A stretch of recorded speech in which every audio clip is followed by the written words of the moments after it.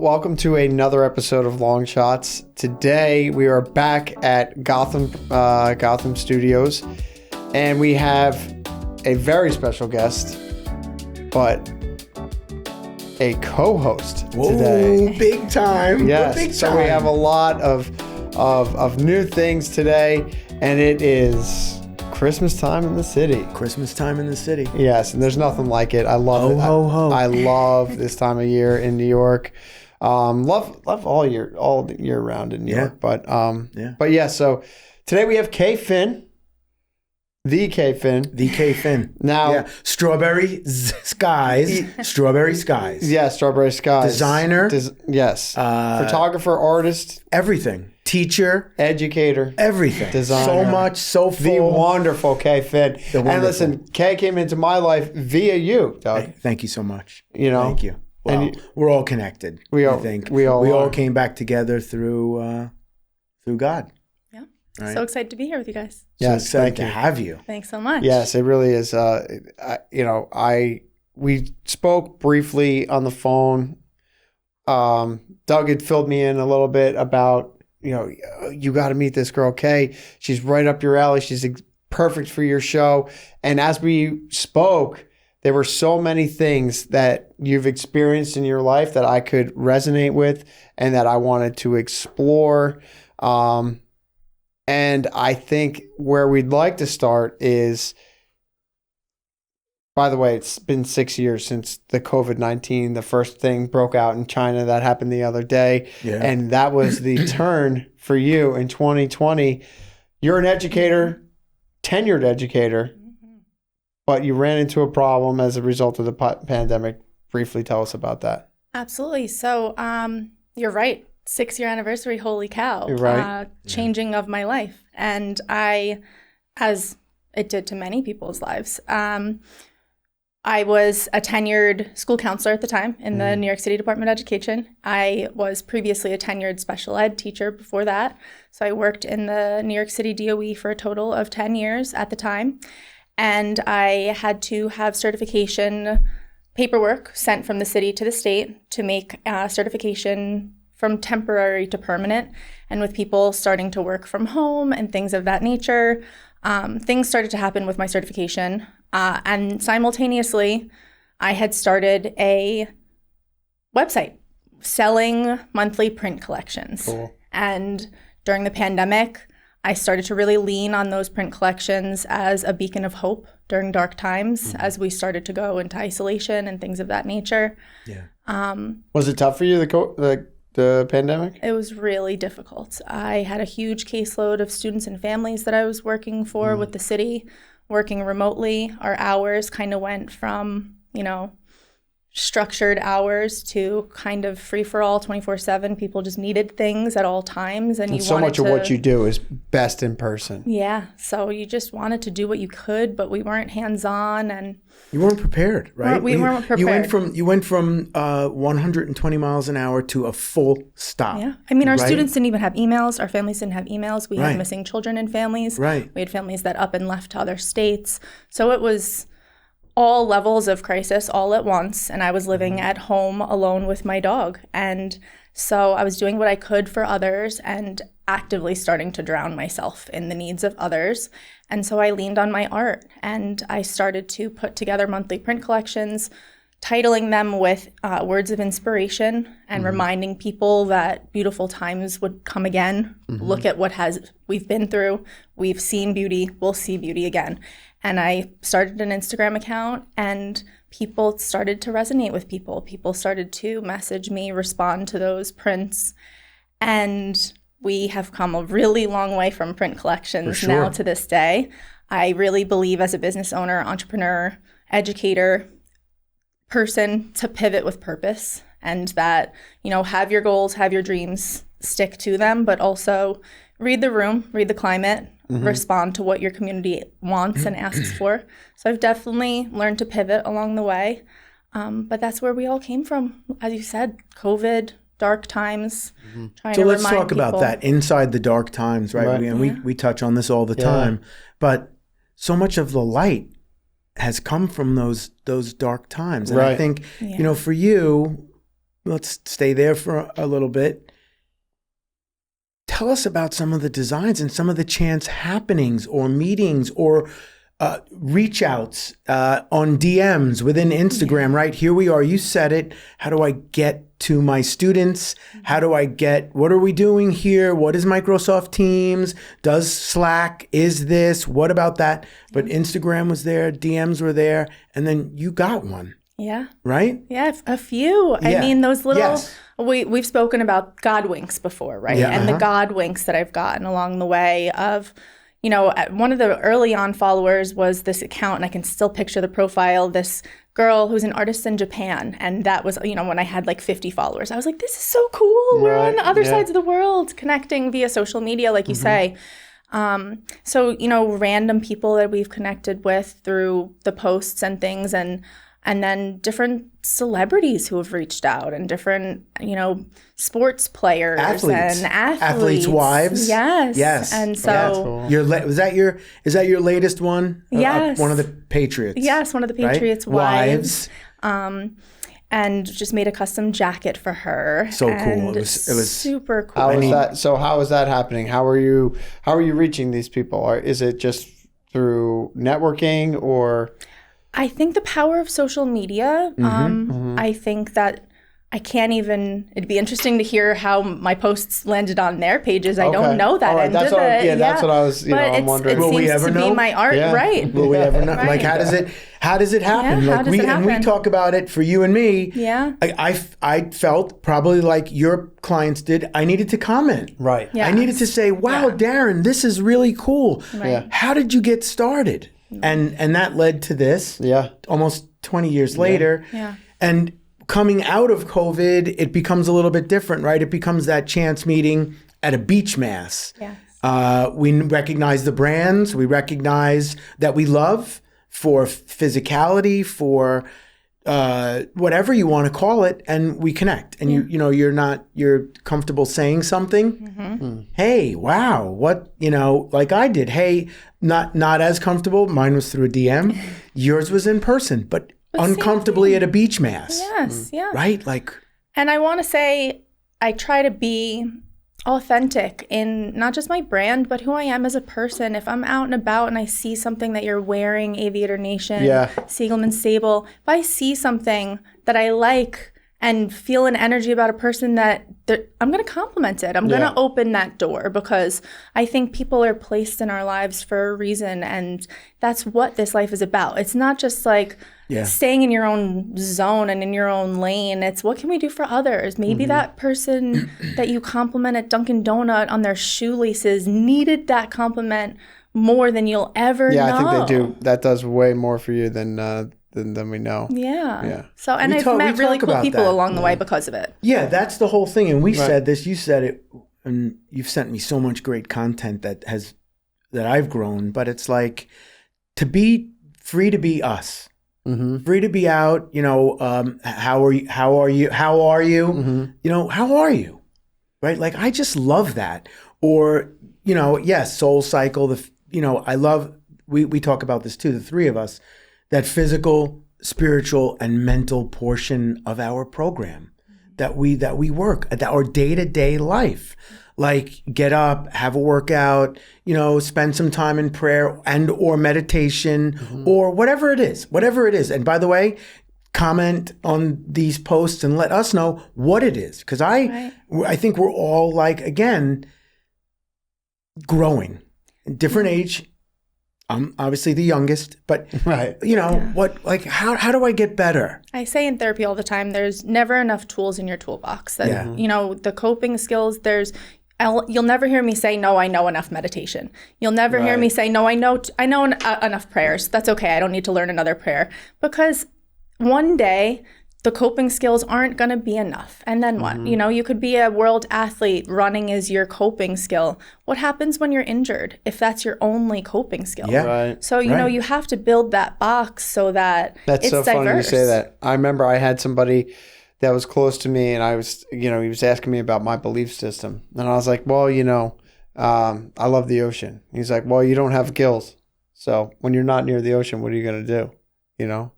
And that was was a good point for me, because I was like, wow, my belief system has to grow. I have to continue to grow if I'm going to be able to sustain some of the hard things that we're going to hopefully get into about that. So because we just touched upon some great things that happened with the clothing line and your business, and then from you being an educator, but in between that was a lot of, I'm sure, self-doubt, risk, things that don't feel, we get to a certain age in our careers and we're like, let's just get the paycheck. There's no reason to ruffle any feathers, insert any type of doubt, like why do it? What happened when you stopped working as an educator? I did some research on you. You ran into some trouble with the State Department during the pandemic, right? Yeah. Doesn't matter, pandemic or no pandemic, reaching out to the State Department, you're not getting anybody quick. Oh my God, that's well Darren. Said. Let me call him right back. Yeah, right. Said no one ever at the State Department. Right, exactly. So where is the ultimate level of frustration and disappointment, where the jump off point where you're like, I'm doing this? Yeah, I want to be really clear that I loved my time in the DOE. Mm-hmm. I loved the people I met along the way and the children that I had the honor to work with. I have children and families that still reach out. A college graduate sends pictures on their college graduation day, So great. Those relationships I would never take back. So it was a frustrating system at times, sure, but I really had amazing administrators, leaders, counselors that I learned from. But I reached a point where I had to take a leap of faith and say that there's more for me than this system right now. Mm-hmm. I know that I can do a lot alongside the system that I can't do within the system. I just felt like there was a lot of cracks that I, as one person, was trying to give too much of myself to try to fix, mm-hmm. and they were beyond me. I recognize now, through my own therapy, processing traumas way beyond the DOE of grief, loss, deaths by suicide. The last 6 years have been so much that the pandemic just kind of started all of that off. And I feel really grateful to be grounded in what I've been through and where I am right now.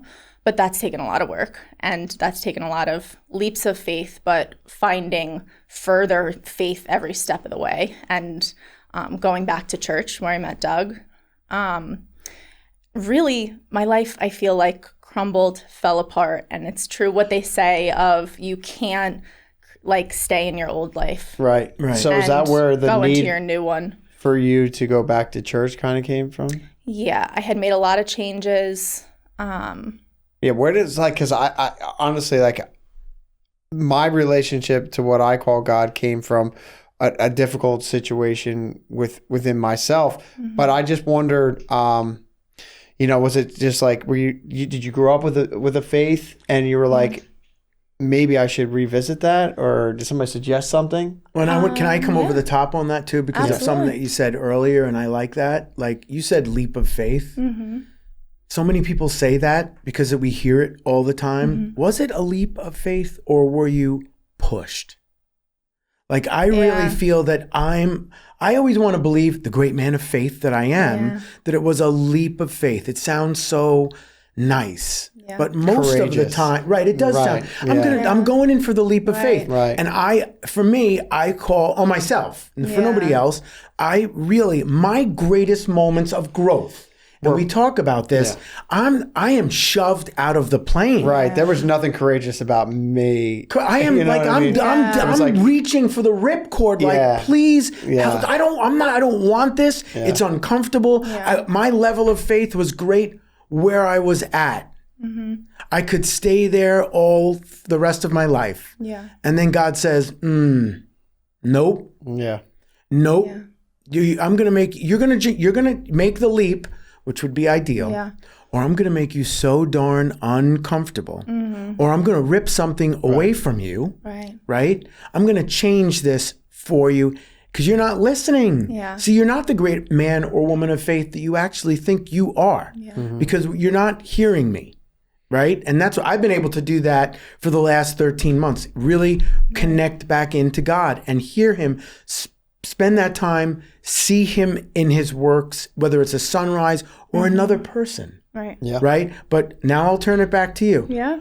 Honestly, leap of faith or shoved out of the plane? I think I'd say both. I definitely would say both. I think that, I believe in taking power of our own lives, right? We do make decisions every day that are going to impact our lives. I think there's a greater being out there, whatever your belief system is. I'm always open to hearing different people's belief systems and open to those conversations. But for me, I think for us, we share a commonality of God, and calling it God and the universe is our higher being.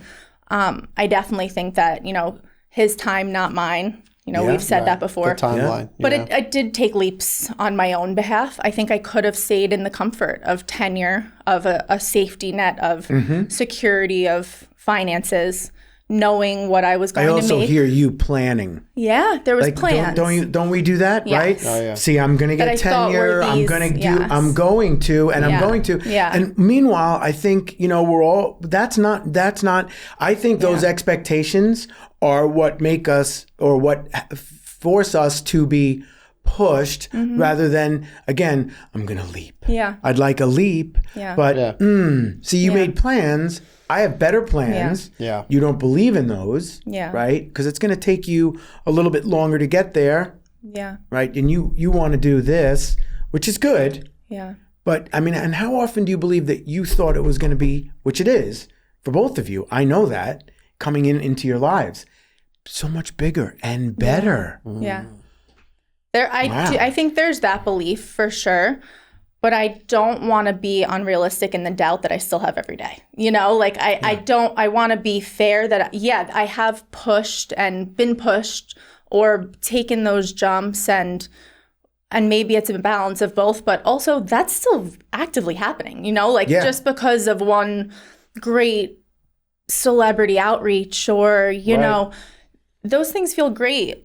But the long term of trying to keep building something that doesn't exist in a world there's doubt that creeps in. For and sure. there's fear, there's doubt. And it's how do we respond to that? Yeah. Right? The space in between there. Yeah. Because I don't think a lot of people are really real about that when they're building. And it's so easy to quit, because, you have a couple good, people that you work with, exciting opportunities, and then, like you said, it fades away. So it's like, what's left, right? Like, what's in the gut? Where's your faith? Like, do you have the strength, the fortitude to keep going on? Yeah.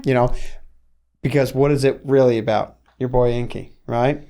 Yeah. What is when it? God is it about, says yes and no at the same time, right? So because and it's not to minimize those. I'm sorry to interrupt you. It's not to minimize those great interactions. I'll hold on to that as a success for the rest of my life. Those things mattered, but to keep going, to keep doing the thing is, I think, what you really have to lean into. Then your faith, what are you doing in the in between? Yeah, because I got a Facebook memory. My editor and producer for the show, Carmine, and I started this 6 years ago. Carmine #legend. That's right. Yes, that's right. He and I started in his apartment 6 years ago, right? Unintentional, like this just kind of just started, and there's been a lot of times where I'm like, what am I, what am I doing? And I've talked about this a lot because I think what we can lead into is the imposter syndrome, right? That doubt and fear feeds you. You're like, who do I think I am?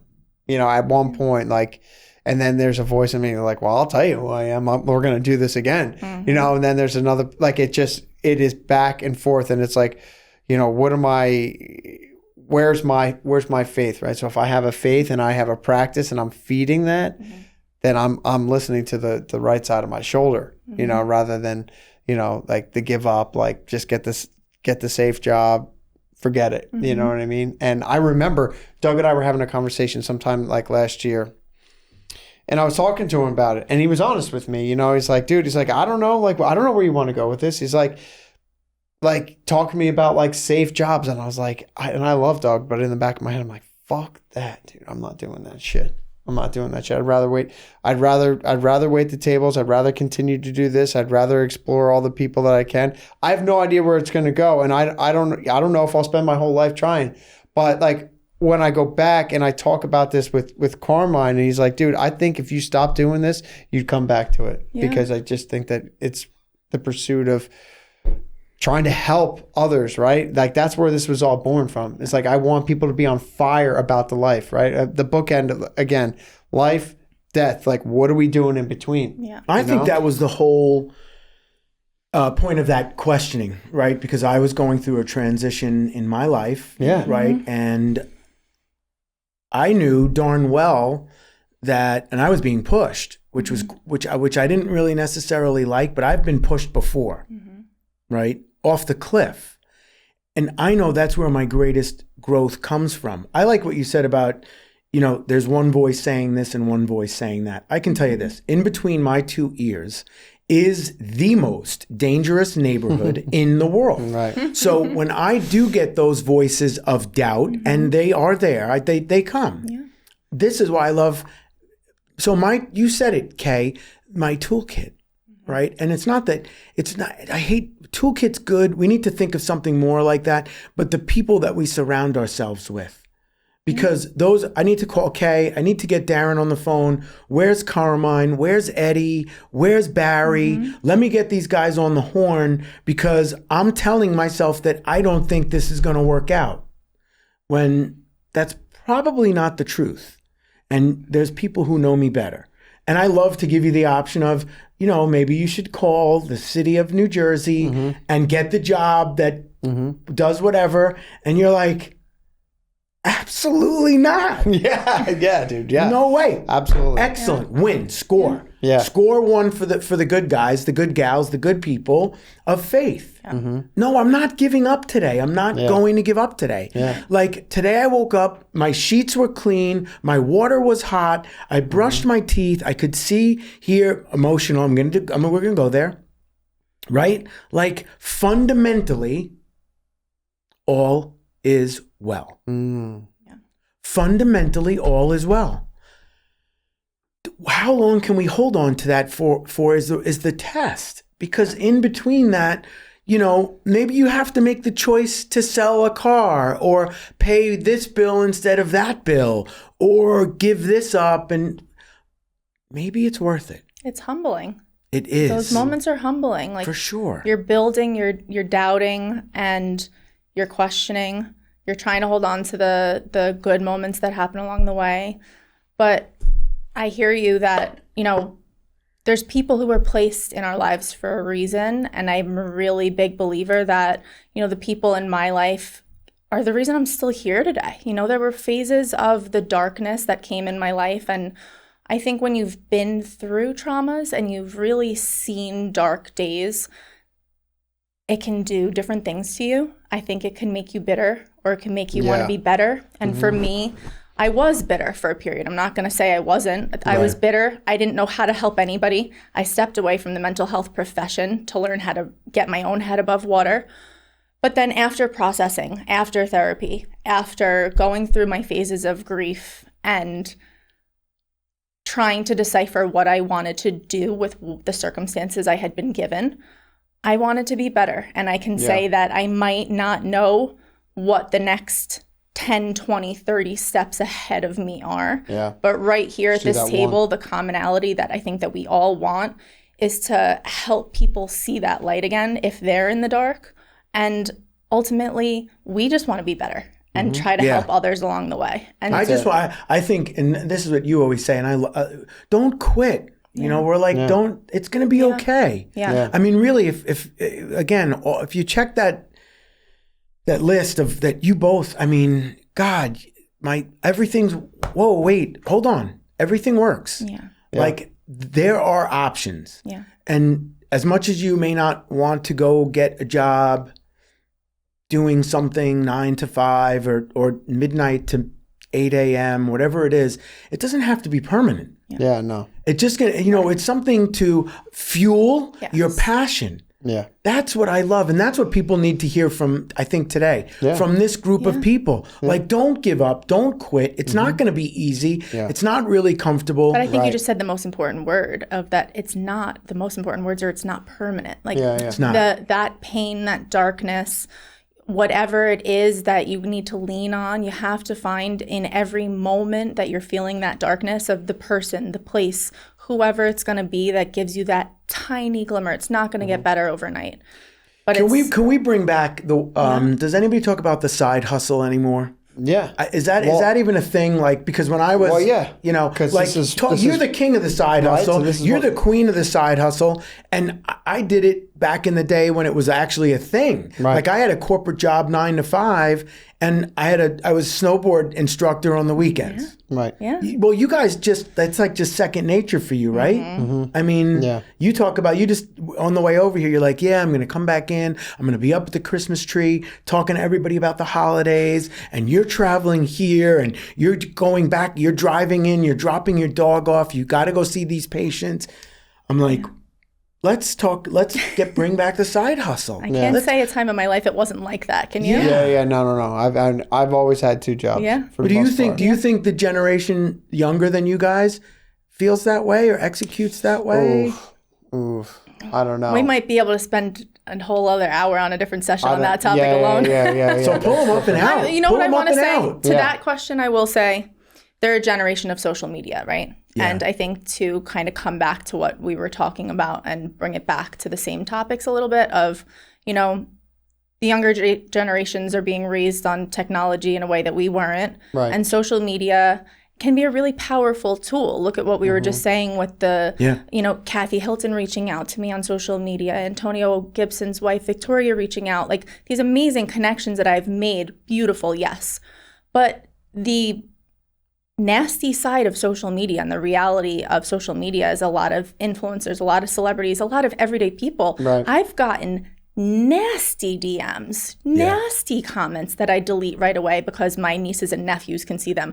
But like the inappropriate things, the things that happen online that kids are exposed to and being grown up, raised with, and, you know, developmentally seeing whether the things are appropriate or not for them, I think it is impacting younger generations. And I think that, like, from the mental health end of the field, I want to help people, yes, but I also want to help put policies and things into place for our youth that are being raised on these platforms that aren't made for them or catered to them. And we are starting to see regulations, and, you know, they just rolled out on Instagram a youth platform of Instagram. So it's something, right? But that's a baby step in a direction of the major impact these platforms have. I mean, I guess it really would have to, again, and this is where it all comes down to, like, what's happening at home, right? Like, is the conversation, the uncomfortable conversation about what these kids are viewing, and because everything is at their fingertips, whether or not you put on these different censorships or whatever, they find a way. Yeah, I found a way. You know what I mean? I was not raised on the internet, but I found a way from 4th grade on to get into trouble. Sure. You know what I mean? And to further that point, even if you're the parent that's saying, I'm standing by my ground, I'm not giving my kid a phone, they're playing with their friends' phones when they're with their friends. Yeah. So it's exactly. You said it so well, of the uncomfortable conversations need to be had at home and with the safe adults and safe spaces to be approaching what they're seeing online. But I think that will impact more than just the workforce and their motivation for whether or not they side hustle. I think that again has a correlation to people's mental health and well-being and the way we'll function as society, right? Yeah, I think, you know, and raising a child is a big responsibility. And it always takes me back to when I was a kid. My dad used to say, isn't it amazing that you need a license to drive a car, but anybody can have a child? And I thought, you know, I was a kid and he was saying it to me. Of course, at that stage of the game, I was like, what?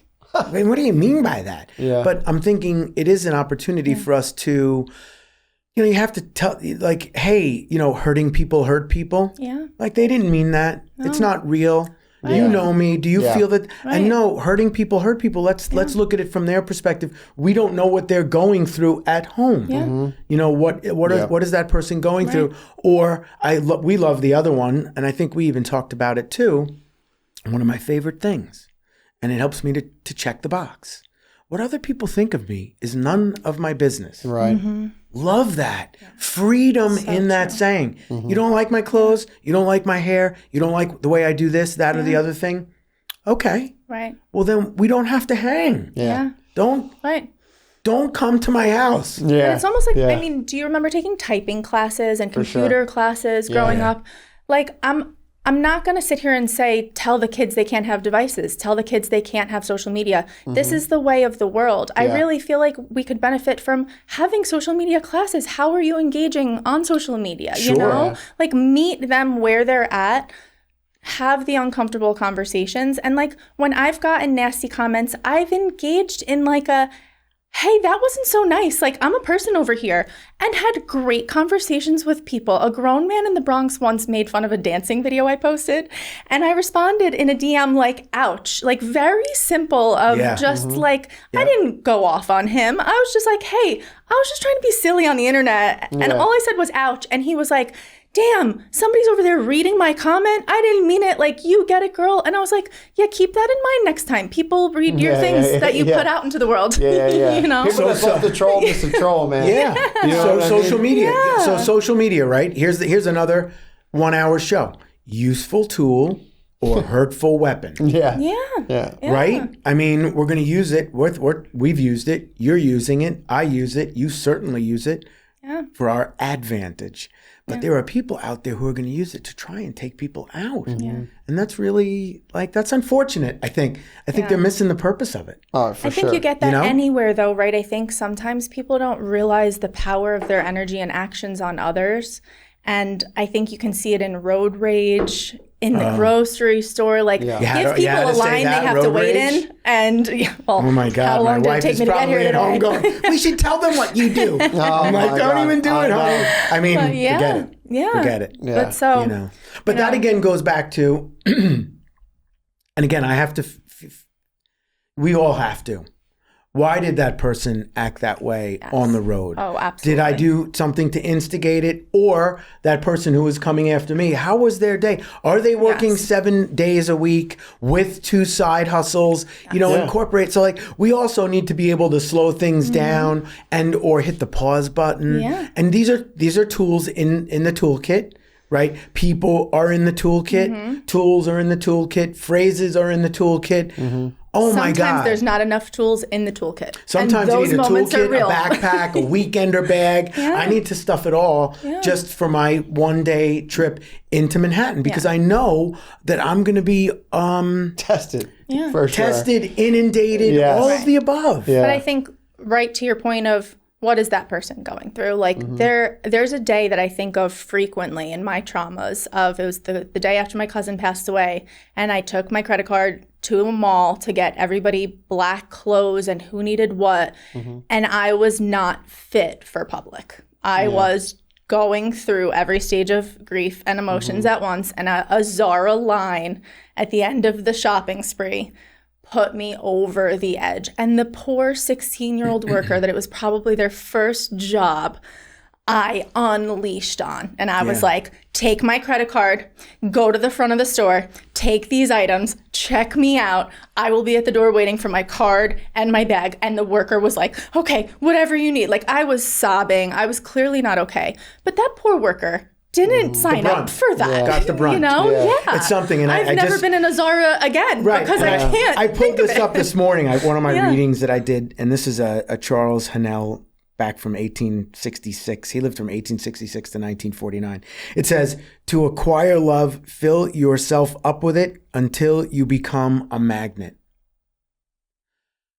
How long, like we all know that magnets lose. They don't always, that doesn't last forever. It kind of runs out. Like my big thing was, and it's taken so much work, I can fill myself up with love as I'm drinking my coffee at 7 a.m. and the candles are burning, and 8 a.m. now I'm getting dressed, 9 a.m. I'm out the door, 10 o'clock I'm in the city. My love is about 50% now. There's 50% love left. My force field is, right, losing energy again, right? Oh my goodness. I personally think that what I'm gathering is like, okay, like I'm like one of God's kids when I walk out the door, and then I get tested when life comes at me as soon as I walk out the door. And really what has come to me through those experiences is that the application of like what we do to stay spiritually well, right? So like I can meditate and I could pray all I want before I leave the house. But if I haven't had the application of me trying to reach out and be of service to all walks of life, I'm never going to be able to pause in that moment where I want to lose my shit, right? So it's like I immediately have this discipline from the action of being like, oh, like that dude might be going through something, you know, or just being like, oh, Darren, remember when you were a lunatic? Right. You know, Yes, like these are the things that I've just experienced and that I can fall back on as a result of me, because I used to just blow people up. Yeah. And then for like, you know, not knowing what they were going through, you know? Oh, so let me ask you that. Because it's all just a projection off of myself. Right. You know what I mean? Yeah. So Kay or Darren, Yeah. and I know what my thing is, when you blow that woman up at Zara, Yeah. and you can't reconcile it right there because you're in a tailspin. Yeah. You can't see the forest through the trees. It's happening in real time and you can't pull yourself out. And then all of a sudden you get home and the emotional hangover hits, right? It's all worn off. Do you search that person out the next day and try and make an amends? I could be quite the basket case all at once because it ended in a hug at the end of that interaction. On site. On site. By the time she went to the register, way better than me. Checked me out and came out of the store. I then overshared. I am not perfect. I was like, this is what just happened. Yeah. This is why I'm not okay. And this is why you did not deserve that. People in retail, they get it though. They do get it. In retail, waiters, waitresses, they get it. It's like literally have experience. Nurses. In all seriousness, I do like to think that it was a life lesson for her in exactly what we're talking about. That you don't know. You're welcome. You're welcome. You're welcome. You needed that. That's the best thing. Oh my God. You needed that. You needed that. Hey, I just served you up a life lesson for free. You know what? We need to learn from others. And that's exactly what we're talking about, is that, you know, we don't know what people are going through at the end of the day. And I think what you guys just said too is keep it light. Yeah. Let's just keep it light. Right. You know, and that, by the way, it's, again, leap of faith. Yeah. Let's package it up with keep it light. Right. All these sayings that sound great, but are impossible. But what Darren just said too, of like, you built muscles. Like you, over time, these tools that we start to use, they don't just appear and are strong overnight. It's like doing reps at the gym. You're not just strong out of nowhere. You know, you have to build up the habits of drinking water, eating healthy. What are you consuming? So like, you build the muscles so that when those moments happen, how do you react? And like, that's why my response time was of that nature, because for years prior to that trauma, I had learned to meditate. And I always joke that I didn't learn to meditate because I was born the calmest person on earth. I learned to meditate because I needed you're gonna get yourself into trouble. You're gonna get yourself into I needed trouble. to learn to meditate. Yes. Prime example. Yes. I'm working in this warehouse and I have no idea what I'm doing. This is early on. I just get this job. Again, I take it. This is before I start doing this. I take it because it has benefits, right? So everybody, you got to have benefits, you know? So this is a progression of me after me getting clean. I got this job. I'm with, I have benefits. I have no idea. I'm managing a warehouse that has over $1 million in products in it. I have no idea what these products do or what they say, what they are. So they're calling me from the other building, asking me for stuff, right? So I don't know what the manager's asking me. So I hang up the phone and I'm steaming. And I like march in there, you know, like, and I've only been there for like 2 or 3 months. And I start like this mini altercation with the general manager, like telling him that like he didn't train me, you know, all this stuff. And I just lost my cool. And then I apologized. He called me back into his office. It was fine. Another instance happened maybe about 3 weeks later. Instead, I called somebody this time and I was like, I'm quitting. That's it. He's like, where's that going to leave you? On like jobless in the parking lot? you know, and I'm just like, oh, and like now looking back on it, like that's the win, right? So like I start to slowly but surely like mature and grow through my experiences because I have to humble myself and realize that, you know. All I can think of right now is Darren. This is Darren speaking. Yeah. Right? Yes, Isn't that what it is? Dude, it was just the voices in my head being like, yes. Walk those 200 yards into that office and do this. And I'm like, I was like, all right, we're doing this. Yeah. Hey, Darren, it's Darren. Yeah. Okay, so here's what we're gonna do. Yeah. And this is gonna sound great to you because it's you telling you you're so gonna march in there right now. Yeah. Oh my God, don't do that. No. Yeah. Please. Right. And I think you said it earlier, we're probably not talking about it enough. And I don't know if it's a fun topic for everybody, but therapy. Yeah. Therapist. And we talked about it on the last time I was on the show. I said I have more therapists on the payroll than I care to talk about. And I'm so proud of that. It's something to be proud of. Isn't it? Absolutely. I mean, like, hey, go out there and, you know, there are people who can help you. Or and sometimes that help just because, again, I don't want to be harping on you, so I'll do, Doug, this is Doug speaking. You know, Doug, listen to me, Doug. That's right? Yeah, that's and great. that's it. And I would rather have, you know, hey, Kay, it's Doug. Hey, Darren, it's Doug. Yeah. Here's what I'm thinking. Yeah. And, you know, even as a friend, or no, you're not going to do that. Right. Listen to yourself. Yeah. Wait, I shouldn't listen to myself? Yeah. Right. Why not? Right. Why not? Why shouldn't I? Yeah, it's so funny. But I have to tell you, like I can see that you're not the person, you know, through the therapy. Like there's been a growth, there's a calmness, you know. You said you've never done this before. You're doing great, you know. Thank you. So it's just like this is. Thank God that we're like awake enough, aware enough that you probably get through the therapy, through, you know, to grow, right? And that's the whole point of you starting your company. Like you're not going to fully grow unless you explore those things. And if you now make them purposeful by raising $30,000 through the American Foundation of suicide prevention, right? Yeah. So is everything that you're going to do more or less moving forward have some sort of mental health with it? Absolutely. I like to say that art and creativity is the doorway into greater conversations, and that, you know, it's not often that you walk into a room and say, hey, who wants to talk about mental health? Who's in therapy? Raise your hand. Right. However, you walk into a room wearing brands that stand for something and designs that spark interest,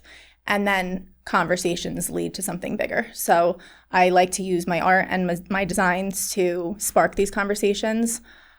I love the work that I get to do as an individual mental health worker, psychotherapist, sitting one-on-one with clients. In the last 2 weeks, I've sat with an age range of, yesterday I was with a 12-year-old boy, last week a 93-year-old woman. And so it's beautiful. And the perspectives, and yesterday you talk about going to therapy and having therapists on the roster after an hour and a half intake with a 12-year-old boy yesterday, my final words to him were, I'm really proud of you. I'm really proud of you for being here with me. I know this wasn't easy. That means so much to you. And I just really does. Pat on the back. Yeah. I know this wasn't easy, and you'd want to be anywhere in the world but here. But I'm really happy you were here with me. And I mean that, you know, I mean that for everybody who walks in the door and sits with a therapist and tries to better themselves or better their life. And it's not easy, and it takes a lot to get into therapy, but find the right fit. And when I was going through my own really hard times, I struggled to find the right fit of a therapist. So as a mental health worker, I can acknowledge that that's not always easy, but it's worth it to keep trying to find the right fit because they're out there. And it's just like finding the right doctor, the right significant other, the right friend. You got to find the right support, and the right therapist is out there. And so, long-winded response to your question, Darren, Strawberryzskies is definitely going to continue moving the needle forward in mental health and opening the door for conversations so that we can keep breaking the stigma and breaking the shame, because there's no shame in struggling. Yeah. And we can all sit here and say that we've been through those times, and life is worth living. For sure. Yeah. I like Quick question for you, Doug. Yeah. For me, oh boy, here we go. As a media executive that's worked with tons and tons of brands, is it absolutely like a necessity for a brand to have social responsibility working with, a charity or something like that? Do you think today? Yeah, that's a great question. And when you speak to brands, at these agencies that advertise, they're some of the biggest companies in the world, right? And their ad dollars are being spent by some of the biggest companies in the world. So I wonder if sometimes that gets lost, right? Social responsibility, kind of like what you're saying about it's okay not to be okay. It's okay to let's reframe your question and your comments. It's okay to be interviewing for the right therapist, right? On your side of the equation, and then on your side of the equation, be the person in that meeting room with that client at that agency that says, how are we aligning ourselves socially? What's our social responsibility portion of the messaging? And why is that important? Why is it important? And then, you could get the corporate executives that says it's not. And then that falls on deaf ears. And maybe we're being pushed out of working with that or working for that client. I don't want to be involved with somebody who's not being socially responsible or helping. And that's okay. I don't think everybody has to be socially responsible because the three of us think they have to be, right? Like we're not going to change the world in this next 10 minutes of this day. But I like the fact that we got together with another great mind. Yeah. I like the fact that we see it. I love this. Yeah, this is it. And you're open. Your eyes are open. My eyes are open. I go to a beach mass and I see a young woman by herself at a beach mass. I go, this is how I think now. Something special is happening there. And I said it to my wife. I said, Christine, look. Because in my mind at that age, I would never have done that. I don't think I would have gone anywhere alone. I would rather hide somewhere. But social responsibility. Let me go out. Let me build my faith. Let me show other people that I'm building my faith with. I think that night there was 2,000 other people on the beach, worshiping, and of all ages, obviously. Great. Huge. So what is that? Social responsibility. I mean, I can't speak for anybody else. I can lead. And then meet other people who are trying to do the same thing. And like all three of us. How are you? I mean, I talked about that I love that. How are you? Sometimes, remember, I always said this with you. I said, well, I grew up as a member of the Fine family. How are you? I'm fine. Oh yeah, that's how you doing? Fine. Yeah, fine. That's so good. Yeah. I'm fine. Family. Fine. I love that. Fine. Or do you allow somebody to say, today I'm like lost. Yeah. I don't know if I'm pushed, pulled, tugged, what? I don't know.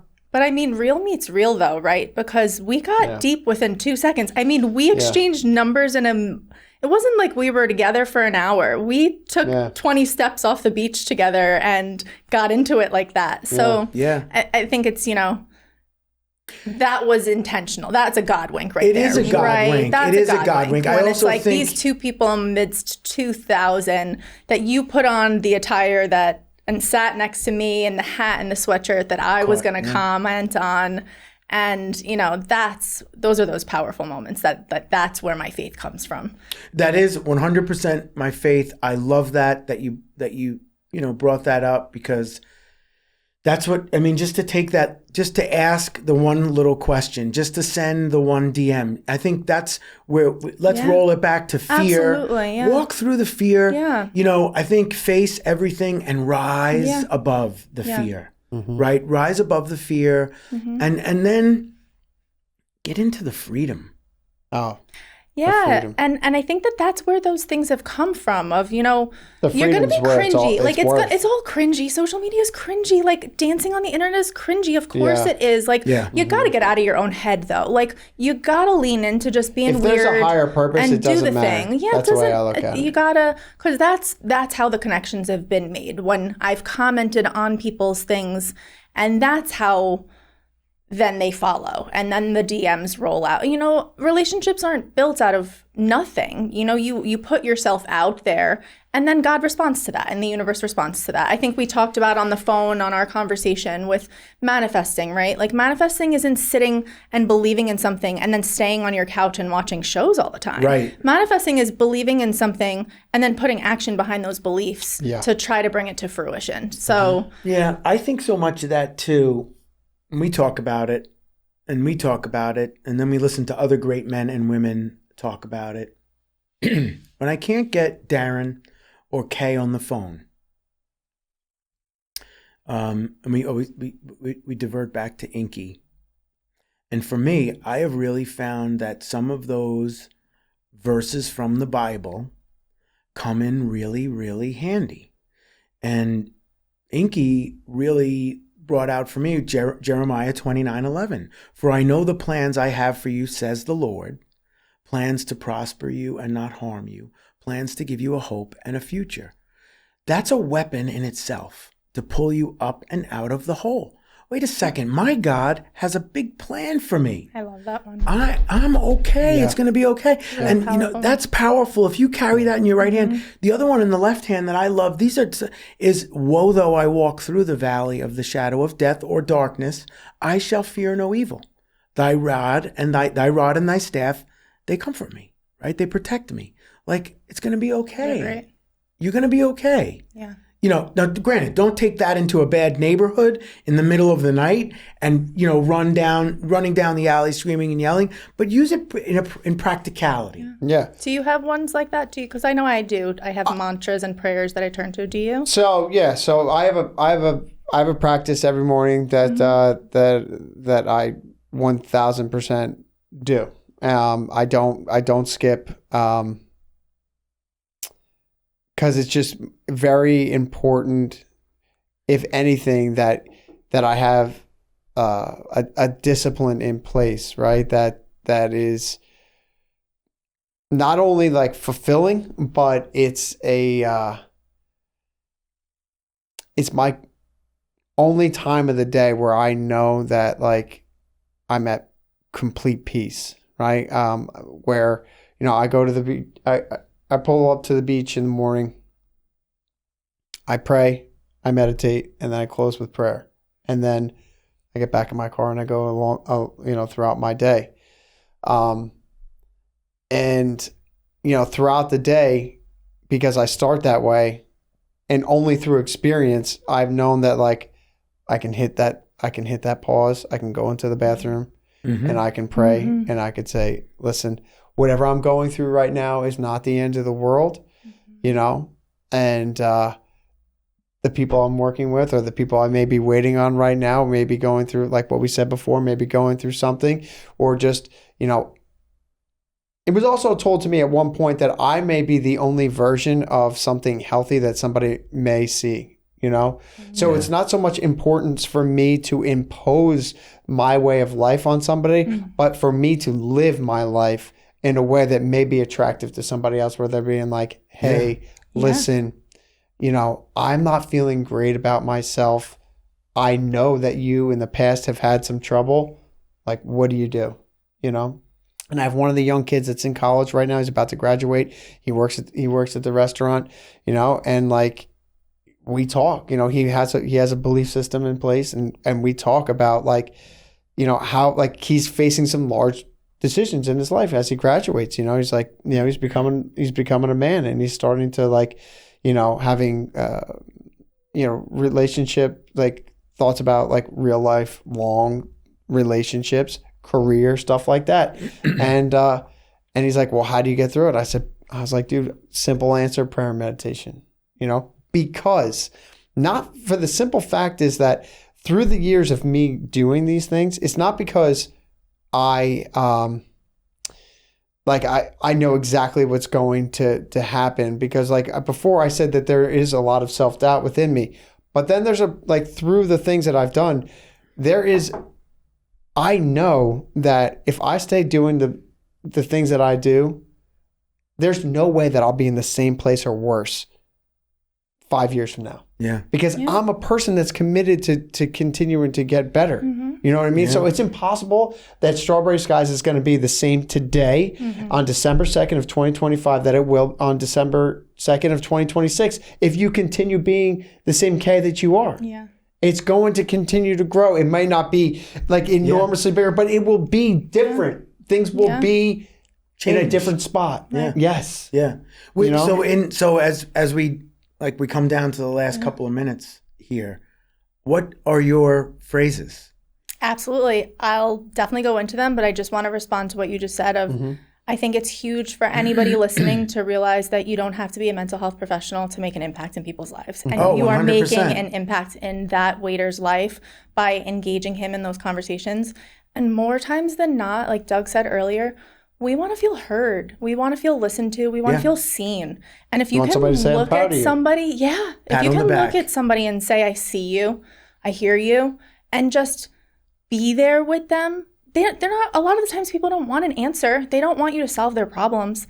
They just want to know that they're not alone in what they're going through. Yeah. And you're doing that. And I think that that's a part of these conversations that in us wanting to help people so much, I think that can help so many people, is just realizing the power that we have walking this earth to help one another. Yeah, 100%. So my phrases, one of my huge, Melissa Wood is a meditative yoga, amazing, came into my life app during the pandemic and was living off of her Pilates. And I was introduced to A Course in Miracles. I'm not sure if either of you have ever heard of the book. It's very detailed spiritual work.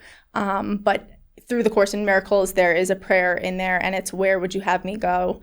Where would you have me go? What would you have me do? What would you have me say? And to who?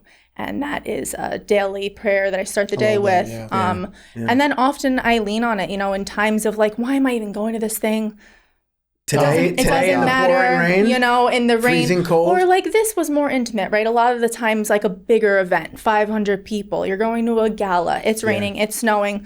It doesn't matter if I, Kayy Finn, walk into that room or not.